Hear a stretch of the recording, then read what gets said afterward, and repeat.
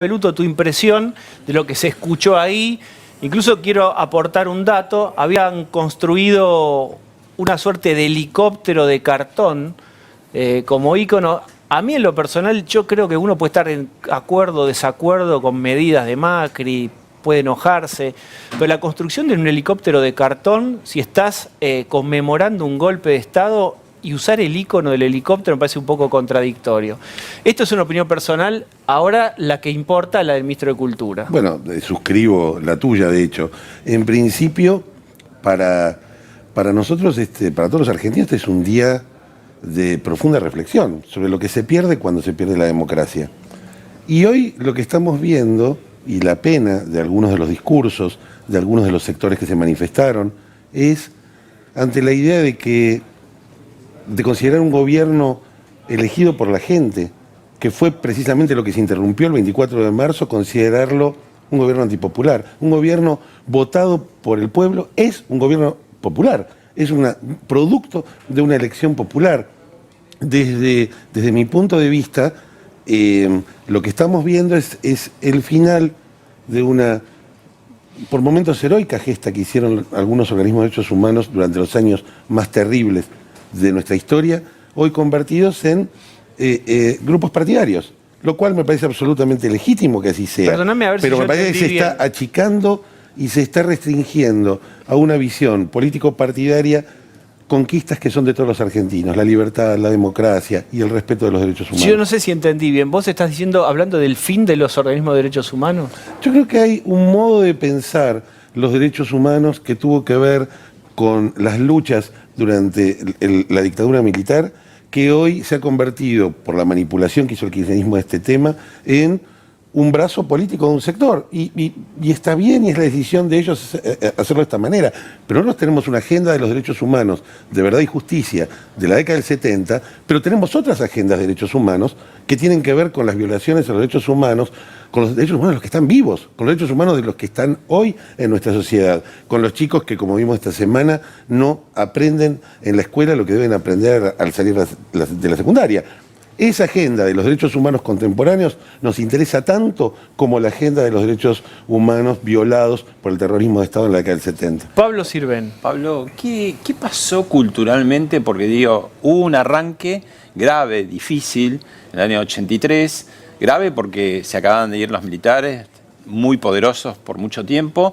Asumía el gobierno radical Raúl Alfonsín sin el apoyo del peronismo que avalaba la autoamnistía de los militares, ¿no? Y no participó también en la CONADEP. Y se avanzó, a pesar de eso, con el juicio a las juntas. Pero después vino Menem y hizo los indultos, ¿no? Y después llegaron los Kirchner, reabrieron los juicios, que estaba muy bien, pero hubo una utilización del tema de los derechos humanos. Esto no pasa por casualidad, hay un consentimiento de la sociedad, de parte. ¿Cómo lo analizás vos como hombre de la cultura? ¿Por qué sucedió eso y cómo se arregla, cómo se soluciona? Bueno, yo creo que precisamente se repara el tema a partir de recuperar la idea fundacional que tuvo para nuestra democracia la lucha por los derechos humanos. Cuando el presidente hoy evoca el último párrafo del prólogo que se le atribuye, que muchos le atribuyen a Ernesto Sábato, del Nunca Más en 1984, está hablando de esto. Hay otro tema también que esta semana sobrevoló la intervención del jefe de gabinete en el Congreso. Hay mucha gente que tiene que hacerse cargo de su historia, vos lo estás mencionando. Hay muchos políticos, muchos sectores políticos en la Argentina que todavía deben hacerse cargo de lo que hicieron y de lo que no hicieron en nuestro pasado reciente. Pensemos ni más ni menos en los sectores que hoy fueron reivindicados, para mí, de un modo profundamente irresponsable. La lucha por los derechos humanos no tiene que ver con reivindicar a las organizaciones armadas de la década del 70. Las organizaciones armadas de la década del 70 fueron una expresión política que puso en riesgo y en jaque a la democracia constitucional que hoy todos los argentinos defendemos y cuyos principios todos compartimos. Ni los macristas, ni los radicales, ni los kirchneristas, ni los peronistas. Es una conquista de toda la sociedad. Nuestro sistema democrático se funda en el respeto por los derechos humanos, en el informe de la Comisión Nacional por la Desaparición de Personas, en el juicio a los comandantes de la última dictadura.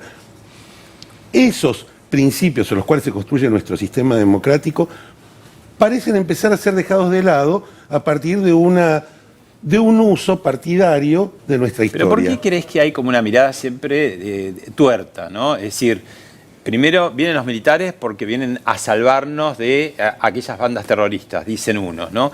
Otros no ven esa historia que estuvo antes. Es decir, siempre está como enfocada de manera muy parcial esta tragedia. Yo creo que es precisamente porque quienes intervinieron en aquellos hechos hace 4 décadas nunca se hicieron cargo.